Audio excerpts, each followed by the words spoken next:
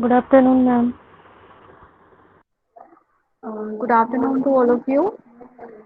Uh, we were discussing about tumor targeted drug delivery in the last class, and in that class, what we have discussed was what is the basic difference between a normal cell and a tumor or a cancerous cell, and then what are the differences or what are the special features of a cancer cell or a tumor cell that we can utilize to develop a specific drug delivery system that can target the drug to the tumour, ठीक है, to the specific tumour site. हम कैसे अपने drug को deliver कर सकते हैं, क्या चेंजेस हो जाते हैं ट्यूमर सेल में जिनका हम लोग यूज कर लेते हैं, इसके बारे में कल हम लोगों ने डिस्कस किया था और मैंने आपको डिफरेंसेस भी बताए थे between the normal and the cancerous cell, ठीक है। So yesterday I have told you कि today we will discuss about the different types of targeting. तो जो डिफरेंट टाइप्स ऑफ टारगेटिंग होती हैं, क्या कहेंगे आपके, एक सेकंड रुकिएगा जरा आप लोग।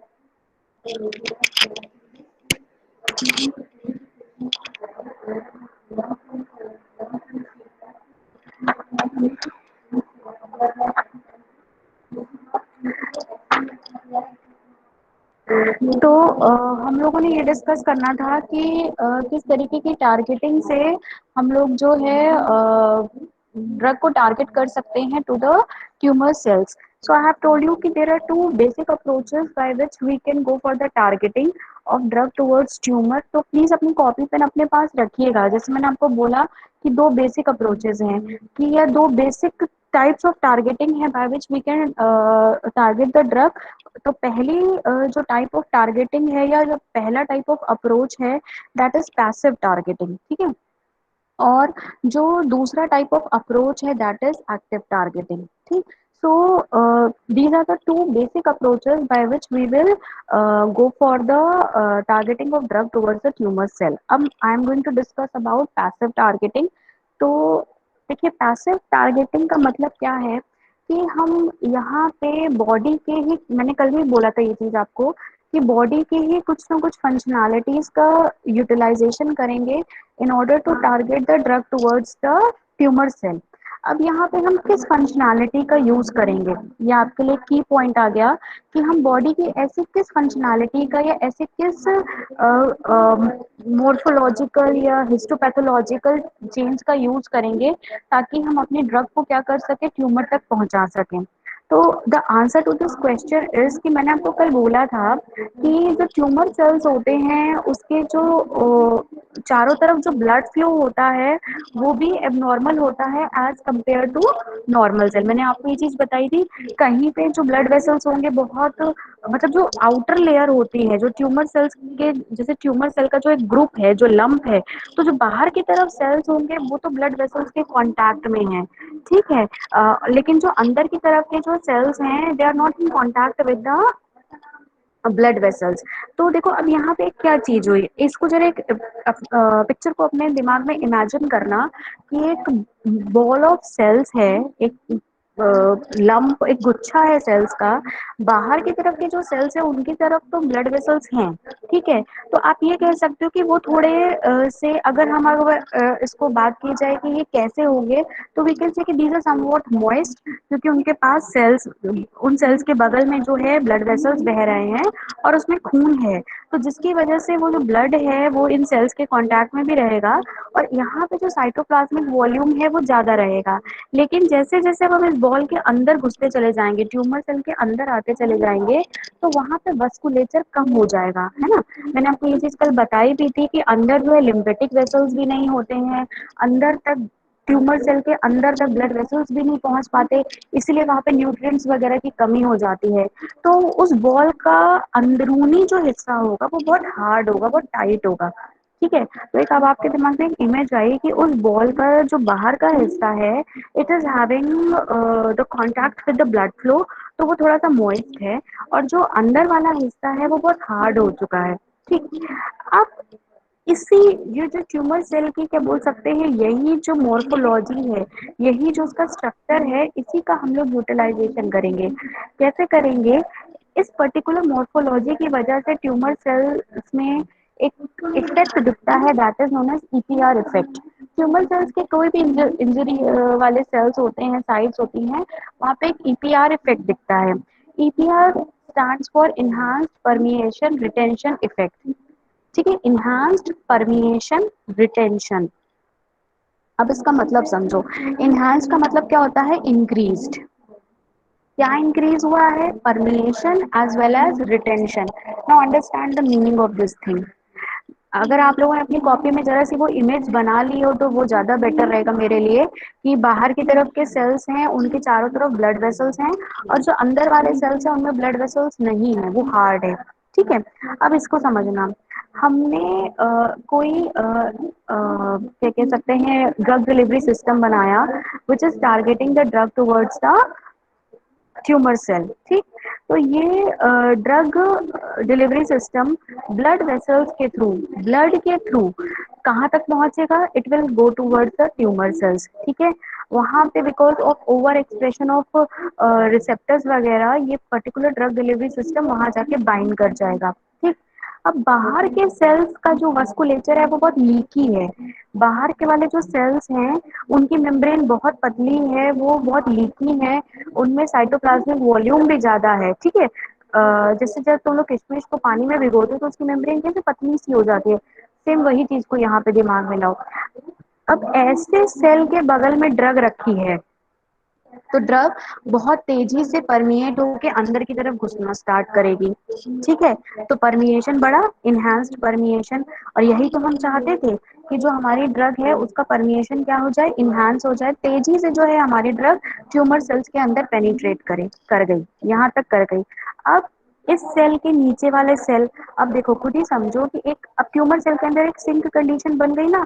पहले बाहर वाले जो सेल्स थे उनमें आपकी क्या आ गई, ड्रग आ गई। अब इनके नीचे जो सेल्स जुड़े होंगे, धीरे धीरे ये ड्रग वहां पे जाना स्टार्ट करेगी, और जाते जाते जाते जाते ये ड्रग कहाँ पहुंच जाएगी, आपके ट्यूमर सेल्स के बिल्कुल अंदर के हिस्से तक।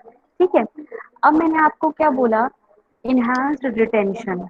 देखो, नॉर्मल सिचुएशन में क्या होता कि ड्रग आती और ड्रग वापस बाहर चली जाती ना। आप खुद ही जानते हो कि अगर एक नॉर्मल एडीएमई भी चलता है तो ड्रग एब्जॉर्ब होती है, मेटाबोलाइज होती है, और वो एलिमिनेट आउट हो जाती है, मतलब इनटेक भी होता और आउटवर्ड मूवमेंट्स भी होता। लेकिन यहाँ पे ड्रग का आउटवर्ड मूवमेंट हम रोक रहे हैं। हमने हमने ड्रग को अंदर तो ले लिया, लेकिन अब हम ड्रग को बाहर नहीं जाने दे रहे। ठीक है, बाहर कैसे नहीं जाने दिया जा रहा, पर रिटेंशन। रिटेंशन का मतलब होता है रोक के रखना, बढ़ा दिया हमने, काफी समय तक ड्रग को वहीं पे रोक के रखा है। How we have done this is, या what has resulted in this effect is, क्योंकि अंदर के सेल्स जो थे बहुत डेड थे, हार्ड थे, तो एक बार ड्रग उनमें घुस तो गई, लेकिन अब बाहर निकलने के लिए उसको लिम्फेटिक वेसल्स की जरूरत है। अंदर आने के लिए ब्लड वेसल्स की जरूरत थी, बाहर निकलने के लिए लिम्फेटिक वेसल्स की जरूरत होती है ना। जो वेस्ट मटेरियल होता है वो लिम्फेटिक वेसल्स के थ्रू जाता है, आप लोगों को ये मालूम होगा। तो मैंने कल भी ये बोला था कि कैंसर सेल्स में या ट्यूमर सेल्स में लिम्फेटिक वेसल्स तो होते ही नहीं। तो ब्लड वेसल की मदद से ड्रग अंदर तो आ गई, लेकिन क्योंकि अंदर अब लिम्फेटिक वेसल्स तो है ही नहीं, तो ये ड्रग बाहर जा ही नहीं पा रही। अब क्योंकि ये ड्रग बाहर जा नहीं पा रही है, तो ये ड्रग ट्यूमर सेल के अंदर ही फंस के रह गई, और जितनी देर तक ये अंदर ही फंस के रहेगी, रिटेन रहेगी, ठीक है, उतना ज्यादा हमें थेरेप्यूटिक इफेक्ट दिखेगा ड्रग का। मतलब उतना ज्यादा ये ड्रग ट्यूमर सेल्स को किल करने में, डिस्ट्रॉय करने में क्या करेगी, आपकी मदद करेगी। ठीक, तो दिस इज पैसिव टारगेटिंग। मतलब आपने कुछ ऐसे कैरियर्स डिजाइन किए, these carriers we will discuss in our next units also, कि लिपोसोम्स भी हो सकते हैं, नियोसोम्स भी हो सकते हैं, इवन मैग्नेटिक आपके नैनो पार्टिकल्स भी हो सकते हैं, कुछ भी हो सकते हैं। हमने ऐसे कैरियर्स को डिजाइन किया जो ब्लड वेसल्स के थ्रू कहाँ तक पहुंच गए। एक देखो चार्ट वाइज अभी समझो, ड्रग थी, ड्रग को कैरियर के साथ हमने बाइंड किया, ये ब्लड वेसल्स के थ्रू कहाँ पहुंची, ट्यूमर में पहुंची। फिर ट्यूमर से, ट्यूमर की आउटर लेयर से ये अंदर की लेयर तक जाती चली गई, तो यहाँ पे इनहांस्ड परमिएशन इफेक्ट दिखना शुरू हुआ। जब ये बिल्कुल अंदर की लेयर में पहुंच गई, डीपर लेयर्स में पहुंच गई आपके ट्यूमर के, तो ये वहीं पर रिटेन होके रह गई। क्यों रिटेन होके रह गई, उसका आंसर क्या है, कि यहाँ पे लिम्फेटिक वेसल्स बहुत कम है, तो वहां पे ड्रग क्या हो गई है, रिटेन होके रह गई है। और रिटेन होके रहने के बाद क्या हुआ कि इसने काफी लंबे समय तक अपना थेरेप्यूटिक इफेक्ट दिखाया अब ट्यूमर सेल्स के ऊपर, और ट्यूमर सेल्स क्या हो गए, डिस्ट्रॉय हो गए। This is passive targeting. आपको कुछ स्पेशल इसमें नहीं करना पड़ा, किसी तरीके की बाइंडिंग्स, किसी तरीके स्ट्रक्चर एक्टिविटी रिलेशनशिप्स में मॉडिफिकेशंस आपको इसमें ज्यादा करने की जरूरत नहीं पड़ी। So this is our passive targeting. ठीक है, नेक्स्ट इज एक्टिव टारगेटिंग। अच्छा ये बताओ, आप लोगों को समझ में आया है पैसिव टारगेटिंग? तुम लोगों को कुछ समझ में आया? नोट्स तुम्हारे पास इसके पहुंच चुके हैं पैसिव टारगेटिंग के? समझ में आ रहा है कि सब सो गए हो? लता तो चली गई है। यस मैम, यस मैम, समझ में आ रहा यस मैम। हाँ, यस मैम। ठीक। अब देखो, अब समझने की कोशिश करना एक्टिव टारगेटिंग को। एक्टिव टारगेटिंग को हम रिसेप्टर मीडिएटेड टारगेटिंग भी कहते हैं। ठीक है, इसको हम क्या बोलते हैं, रिसेप्टर मीडिएटेड टारगेटिंग बोलते हैं। देखो, पैसिव टारगेटिंग में रिसेप्टर्स का बहुत ज्यादा रोल नहीं था। ब्लड वेसल्स जो थे वो लीकी होते हैं ट्यूमर सेल्स के पास, इस वजह से ट्यूमर सेल तक दवा पहुंच गई। फिर अंदर की तरफ जो ट्यूमर सेल्स होते हैं वो हार्ड होते हैं, इस वजह से वहां दवा रिटेन हो गई और एक्शन आना शुरू हो गया। मतलब enhance permeation retention effect body की वजह से ही आ गया, सब काम अपने आप हो गया। ठीक है, मतलब बॉडी ने सपोर्ट कर दिया एक तरीके से। अगर हम सिंपल भाषा में, सिंपल लैंग्वेज में समझने की कोशिश करें, तो body has supported this mechanism of absorption of drug in the tumor cell. But if we talk about active targeting, active means something actively has to be done, means something extra has to be done, है ना। Active transport में आपको मालूम होगा access of ATP का utilisation होता है, मतलब आपको मेहनत करनी पड़ती है। यहाँ पैसिव में कोई मेहनत करने की जरूरत नहीं है, एक्टिव में आपको मेहनत करनी पड़ती है। ठीक है, तो अब यहाँ पे भी वही चीज, वही कॉन्सेप्ट को समझना कि एक्टिव टारगेटिंग को हम रिसेप्टर मीडिएटेड टारगेटिंग भी बोलते हैं। ठीक, it is also known as receptor mediated targeting.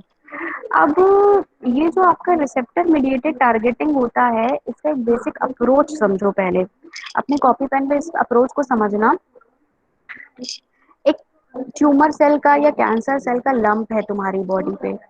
ठीक है, एक ट्यूमर सेल बना लो अपनी बॉडी में, उसका एक झुंड बना लिया। ठीक, अब मैंने कल आपको बताया था कि इसके ऊपर there is an over expression of receptors, बताए थे ना कि there is an over expression of G protein coupled receptor, there is an over expression of transparent receptors, there is an over expression of receptors related to growth factors. Over expression का मतलब क्या होता है, अधिकता, मतलब normal cell से ज्यादा receptors इन sales के ऊपर आपको दिखेंगे। तो आप अपने सेल के ग्रुप के ऊपर जरा दो दो स्पाइक्स बना लीजिए, रिसेप्टर्स बना लीजिए। ठीक है, अब you all know कि these receptors have certain functional groups. This we have studied in medicinal chemistry also कि जो हमारे receptors होते हैं, they act like a lock, ताले की तरह काम करते हैं। and as locks they have a special functional group. जैसे हर ताला एक अपने आप में स्पेसिफिक होता है, वैसे ही ये जो रिसेप्टर्स होते हैं ये भी बहुत स्पेसिफिक होते हैं। उनके ऊपर स्पेशल टाइप्स के फंक्शनल ग्रुप्स जो हैं वो एक्सपोज होते हैं। They could be acidic groups, they could be alcoholic, they could be Easter, they could be amines, they could be aldehydes, है ना। इस तरीके के ग्रुप्स वहां पे एक्सपोज होंगे, और इनके ही काउंटर वाले अगर ग्रुप आके इनसे बाइंड कर जाएं तो लॉकेट की हाइपोथेसिस चलने लगती है। मतलब क्या है कि अब हमारे पास क्या हो गया कि हमको ये मालूम है हमारे ट्यूमर सेल्स के ऊपर ये पर्टिकुलर तरीके के रिसेप्टर्स ओवर एक्सप्रेस्ड होते हैं, और इन रिसेप्टर्स पे ये फंक्शनल ग्रुप्स हैं।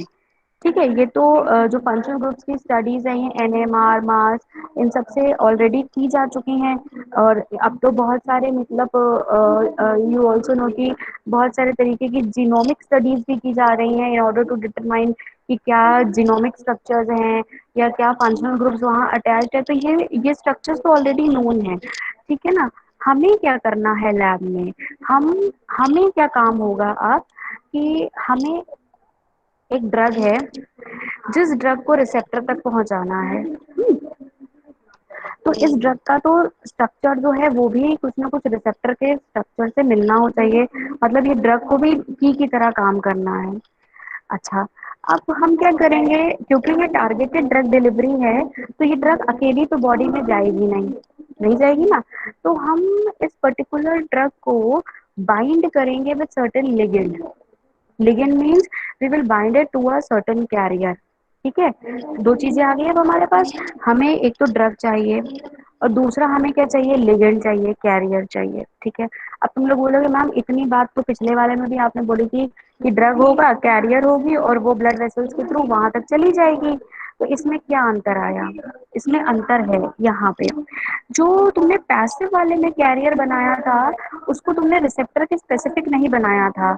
वो केवल इस बात से तुम्हारे ट्यूमर सेल के अंदर घुस जाता था कि ट्यूमर सेल के पास जो तुम्हारे क्या है मेम्ब्रेन है वो बहुत पतली है, तो वहां से जो पेनिट्रेशन है वो तेज होने लगेगा। लेकिन अब इसके साथ प्रॉब्लम क्या थी पैसिव वाले के साथ, कि हो भी सकता था नहीं भी हो सकता था। लेकिन एक्टिव वाले में हमने उस प्रॉब्लम को भी खत्म कर दिया। हमने कैरियर इस तरीके से बनाया कि एक तो वो ड्रग को बाइंड कर ले अपने साथ। ठीक है, ड्रग को कैसे बाइंड करेगा, क्वेश्चन अगर तुमसे पूछे जाए कि कैरियर और ड्रग की बाइंडिंग कैसी हो, तो रिवर्सिबल हो, है ना। ऐसा ना हो कि वैसे का वैसे वो बॉडी में रहे और बॉडी से बाहर निकल जाए। so it has to be reversible in nature। फिर उसके बाद और कैरियर की क्या खासियत होनी चाहिए कि कैरियर के पास ऐसे फंक्शनल ग्रुप्स हो, ये लिगेंड के पास कैरियर या लिगेंड, उसको दूसरे वर्ड्स में लिगेंड भी कहते हैं, the ligand should have specific functional groups so that it is capable to identify the receptors that are expressed over tumor cells। ठीक, मतलब क्या हुआ, जब आप इस कैरियर ड्रग कॉम्प्लेक्स को पेशेंट को देंगे तो ये carrier drug complex blood vessels के थ्रू ट्यूमर सेल तक पहुंचेगा। अब ये भगवान भरोसे नहीं रहेगा कि पेनिट्रेट हुआ कि नहीं हुआ, ये अब क्या करेगा, यहाँ पे एक्टिवली सर्च आउट करेगा कि हमारे रिसेप्टर्स कहाँ हैं, और ये उन रिसेप्टर्स पे जाके बाइंड हो जाएगा, है ना। अट्रैक्टिव फोर्सेस की वजह से, weak attractive forces like van der Waals forces हो गई या हाइड्रोजन बॉन्ड्स हो गए, ये जो है वहां जाके बाइंड कर जाएंगे। और जैसे ही ड्रग और लिगेंड का कॉम्प्लेक्स रिसेप्टर के साथ बाइंड करेगा तो क्या होगा कि लिगेंड तो बाहर ही छूट जाएगा। हम ऐसा डिजाइनिंग करते हैं, इस तरीके के डिलीवरी सिस्टम्स डिजाइन करते हैं, कैरियर इस तरीके के होते हैं कि कैरियर जो है, जो लिगेंड है, वो तो बाहर ही रह गया, वो रिसेप्टर पे चिपका रह गया, लेकिन जो ड्रग है वो रिसेप्टर से अंदर घुसते घुसते कहाँ चली गई, ट्यूमर सेल में चली गई। ठीक है, अब क्या होगा, ड्रग तो ट्यूमर सेल के अंदर घुस गई है, लेकिन जो तुम्हारा ये लिगेंड है वो जो रिसेप्टर पे चिपका हुआ था वो वहां से हटेगा और वो फिर बॉडी से बाहर एलिमिनेट आउट हो जाएगा। और हम ऐसे कैरियर्स यूज करते हैं जो बायो कंपैटिबल होते हैं, नॉन टॉक्सिक होते हैं, और वो बॉडी से बाहर क्या हो जाते हैं, एलिमिनेट आउट हो जाते हैं। ठीक है, तो this is actually active targeting, है ना। इसको हमने एक्टिव इसीलिए बोला कि हमको यहाँ थोड़ा सा दिमाग ज्यादा लगाना पड़ा। ज्यादा इसलिए लगाना पड़ा कि जब हमने अपना ड्रग डिलीवरी सिस्टम डिजाइन किया, so we have to think about it कि what are the functional groups that are expressed on the receptor and what are the what you can say complementary functional groups that are that are required to be exposed on the carrier, so that the carrier and the receptor are able to bind together। ठीक है, and this was not in the case of passive targeting। passive targeting only we have prepared a normal carrier, we have added drug into it, encapsulated or absorbed the drug over it, and then we have given it to the patient और blood vessels के through वो वहां पे पहुंची। and just because कि जो blood vessels near the cancer cells are highly permeable, the cell membrane is highly permeable, तो वो पेनिट्रेट हो गई थी। ठीक है, तो this is the basic difference between active and passive targeting. और एक्टिव टारगेटिंग के केस में, जैसे मैंने अभी आपको बताया कि कौन कौन से रिसेप्टर्स हो सकते हैं, रिसेप्टर्स हो सकते हैं आपके ग्रोथ फैक्टर्स वाले रिसेप्टर्स हो सकते हैं, then even protein binding receptors हो सकते हैं, शुगर बाइंडिंग रिसेप्टर्स हो सकते हैं। मतलब हम ऐसे कैरियर मॉलिक्यूल्स यूज कर सकते हैं which have groups like sugar molecules में जो ग्रुप्स एक्सपोज होते हैं वो वाले ग्रुप्स हो। हम इवन एंटीबॉडीज का यूज कर सकते हैं for the what you can से for the movement of drug towards the receptor, मतलब एंटीबॉडीज को भी यूज किया जा सकता है एज कैरियर्स। ठीक है, तो this is how you can go for active targeting. ठीक है, तो ये दो अप्रोचेस हैं for targeting of drug towards tumour cell. ठीक है, अब अगर आप लोगों ने अपनी कॉपी में इस चीज को समझने की कोशिश की होगी तो आपको एक डिफरेंस साफ साफ नजर आ रहा होगा। पैसिव टारगेटिंग ये अपने पास एक फ्लो चार्ट में बना भी लीजिए। Passive targeting, drug and carrier complex enters into the systemic circulation। ठीक है, देन ब्लड वेसल्स के through it reaches near the target cells and due to the leaky nature और due to the highly permeable nature of targeted means tumor cells, the drug will penetrate into the tumor cell, then it will penetrate into the deeper regions of tumor cell, and now because the deeper regions are dead are of what you can say very thick fibrous cells which do not have vasculature, enhanced retention effect would be observed and drug will retain there। ठीक, और active targeting के case में क्या होता है, drug और carrier complex, this carrier has functional groups which are complementary to the functional groups that are expressed over what, that are expressed over the uh, receptors which are present on the tumor cells. Now the drug will bind to the drug and the carrier complex would be given to the patient. It will enter into systemic circulation. It will reach the tumor cell. Now the carrier will bind with the receptor. It will liberate the free drug। ठीक है, free drug has to be liberated out। It will liberate the free drug and now this free drug will enter into the tumor cell। ठीक है, अगर आपसे जैसे कभी future में interview में भी पूछा जाता है कहीं पे कि जो कैरियर ड्रग कॉम्प्लेक्स है is it suppose to be reversible और इरिवर्सिबल इन नेचर, तो उसका आंसर होगा it has to be irreversible in nature. Sorry, it has to be reversible in nature means the bond should break.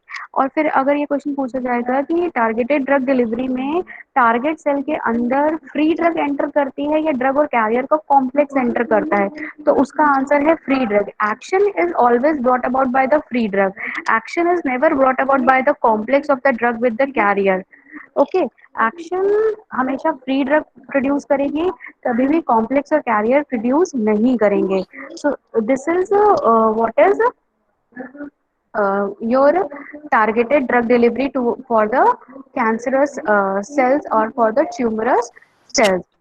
ठीक,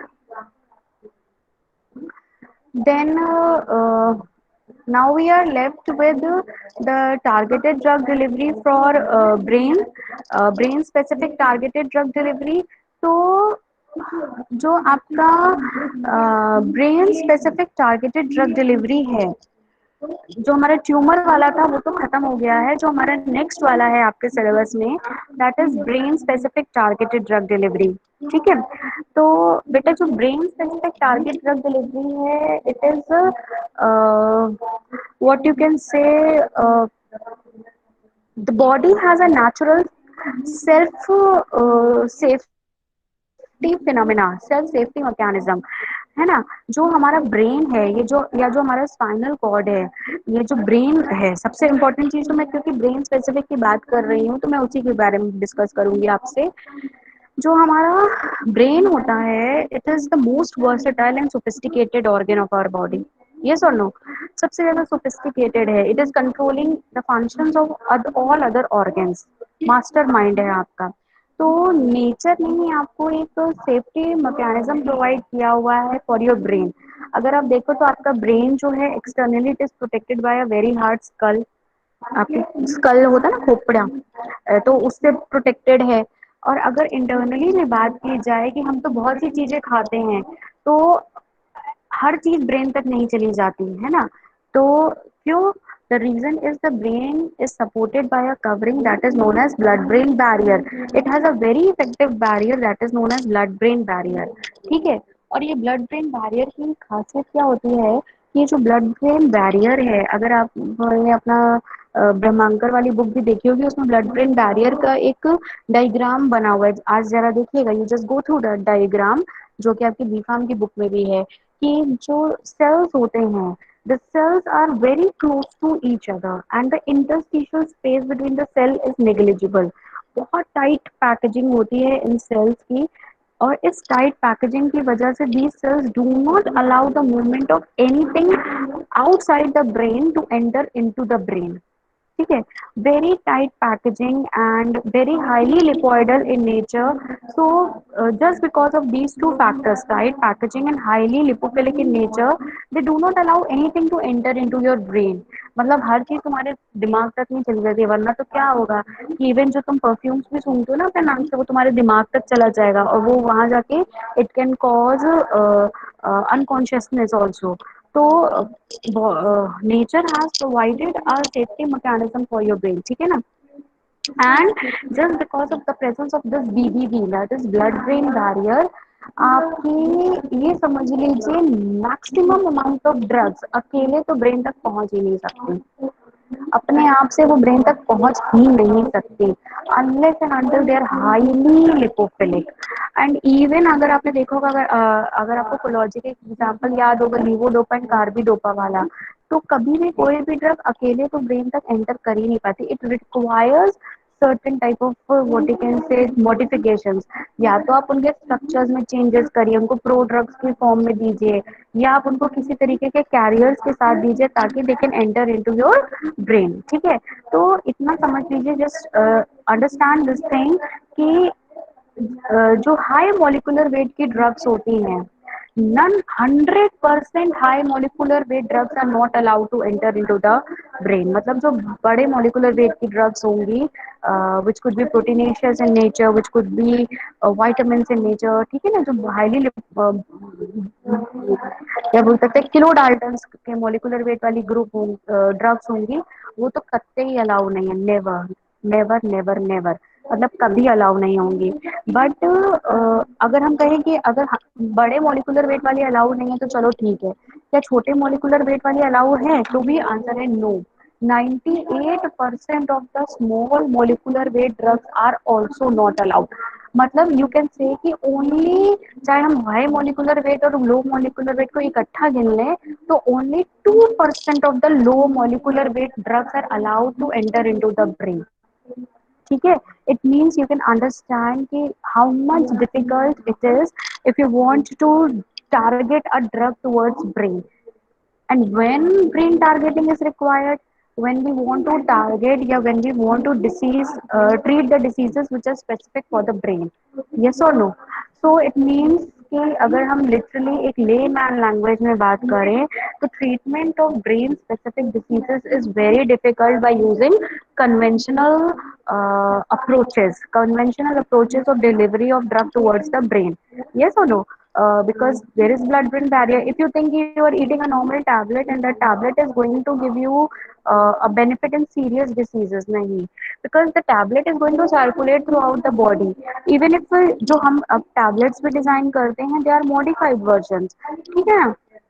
तो अगर हमारे central nervous system से related specific disorders होते हैं, जैसे we have fatal CNS diseases, we have brain tumours, if a person is having HIV encephalopathy, epilepsy, cerebrovascular diseases, neuro degenerative diseases, ठीक है, जिसमें न्यूरॉन्स का डिजेनरेशन होने लग जाता है, Parkinson's, Alzheimer's, so it is very challenging. It is very challenging to treat the person with the normal methods, with the normal conventional dosage forms like tablets, capsules, syrups. ठीक है ना? Then you have to target the drug towards the brain so that the wastage of drug in other parts of the body is minimized and the maximum amount of drug enters into the brain and shows its pharmacological activity. ठीक है? So we have to go for this thing कि we have to target the drug towards the brain. ठीक। अभी आपसे पूछा जाएगा कि what what is a barrier towards CNS drug delivery? CNS means central nervous system, मतलब brain. तो उसका आंसर मैंने अभी आपको बता दिया। तो barrier towards CNS is BBB, that is blood brain barrier. जो ब्लड ब्रेन बैरियर होता है, it surrounds the brain, it is a physical barrier of the brain. ठीक है। एंड ऑल्दो ये कहाँ पे खुला होता है, ये उस पोर्शन पे खुला होगा जहाँ पे the brain is connected to the spinal cord. ठीक है, उस पर्टिकुलर एरिया पे। आप अगर आप ब्रेन का जरा सा स्ट्रक्चर याद करें, brain is connected to the spinal cord. तो जहाँ पे ब्रेन और स्पाइनल कॉर्ड की अटैचमेंट होती है, वहां पे ये बीबीबी नहीं होगा, अदरवाइज ये हर जगह पे होगा। तो BBB is the biggest barrier to the central nervous system drug delivery. और बीबीबी में क्या होते हैं, कौन से सेल्स होते हैं? BBB has cells like pericytes and astrocytes. ठीक है। और यही वो सेल्स होते हैं जो बहुत टाइट फिटिंग में होते हैं, and which avoids the free movement of drug molecules. The drug molecule cannot move freely from the outer region of brain to the inner region of brain। ठीक है। so this is the what you can say, the foremost barrier towards the delivery of drug towards the brain। ठीक। now what you have to do is कि अभी till this lecture we have completed about tumor, and then we have also started an introduction about what we have started an introduction about blood brain barrier। so in next class I'll discuss with the simple approaches, and by the time what you will do is कि in last class I had given you a question, what is tumor targeting? ठीक है, and how a tumor cell differentiates from a normal cell। now you will elongate that answer, and in that particular question only you will include कि what are the different methods of targeting drug to the tumor, in which you are going to include about active targeting and passive targeting। see the PDF has been attached on the screen। ठीक है, उसमें एक important वाला करके मैंने PDF attach किया हुआ है। मैं वही पूरा आपको एक्सप्लेन कर रही हूँ, वो पूरा पेपर मैंने आपको एक्सप्लेन किया है, स्टेप बाय स्टेप एक्सप्लेन किया है। So just simply giving the PDF is not okay ना। तो मैंने उसको पूरा एक्सप्लेन कर दिया है, and it is written in simple language also. तो अब आप क्या करोगे, ये आंसर को करोगे। ठीक है। And please try to include certain flow charts और schematic representations in your answer, which would be easier for the examiner also to check। तो लिखेंगे भी और उसको कुछ स्कीमेटिक फॉर्म में भी ड्रॉ करेंगे, बिकॉज वो आपके आंसर को एक एज प्रोवाइड करता है। तो अभी आप ये आंसर कंप्लीट कर लीजिए शाम तक, and just then send it to me. ठीक। और जब आंसर बनाया करो तो थोड़ी मेहनत दिखा लिया करो। मतलब जस्ट सिंपली चार चार छह छह लाइनें लिख के आंसर लिख के कंप्लीट कर देना इज नॉट गुड ना। तो जो नोट्स भेज रहे हो, just prepare the notes as if you are an M Pharm student, you are not a B Pharm student. कि you need everything, even B Pharm students को भी हर चीज स्पून फीडिंग की जरूरत नहीं होती है, और तुम लोग तो एम फार्म हो। There is lot of material that is available on internet, and I am there to explain you. ढूंढ ढूंढ के एक्सप्लेन कर रही हूँ ना। तो आप प्लीज उसको जरा देख लो एक बार, नोट्स अपने इम्प्रूव करो। जो मेरे को व्हाट्सएप पे नोट्स भेजते हो, जरा इम्प्रोवाइज्ड वर्जन भेजा करो। Only 2 or 3 students have written it properly। prepare your answer as if you are an M farm student, not a B farm one।